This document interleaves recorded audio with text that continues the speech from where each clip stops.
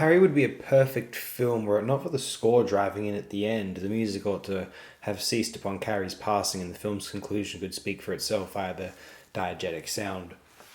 De Palma's most fluid, seamless use of explicitly Hitchcockian processes. I have read that the opening scene of the girls in the locker room is too male gazy and too close to pornography to be taken seriously as a sincere film about a feminine subject. Firstly, anyone who thinks that shot is too close to pornography hasn't seen a wealth of porn, good for them, really. Secondly, nudity is not explicitly pornography, it is organic. And leading into my third point, there is nothing inherently intrinsically wrong with displaying the naked human form. Would they be clothed in this particular environment? It is to stage a believable, vulnerable environment, establishing further why Carrie feels like an outsider even in an otherwise protected private space just for the girls. Let's refer to myself as a Carrie feminist from now on. Likely one of my picks for the very greatest films ever made. I feel like Carrie functions as a film concept slash production standard which was inevitable, wired the history of the film medium itself, only to be realised in the temperamental, audacious cultural moments in the 70s or afterward. And blessed are we that Carrie's adaptation was realised during such an epoch of Hollywood directors.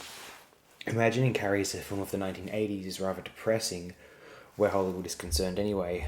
One of De Palma's five or six finest artifacts, a premise and execution which was the most logical, intuitive, and appropriate in the history of film or animation, period.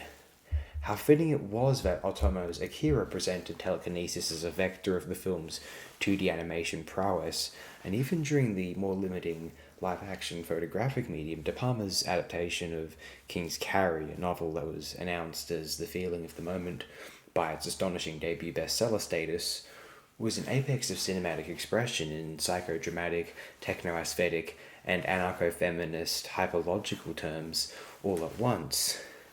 The means of which Carrie phantom analyzes the repressed objects of the phallogocentric matrix were not only sexually revolutionary, but politically seditious.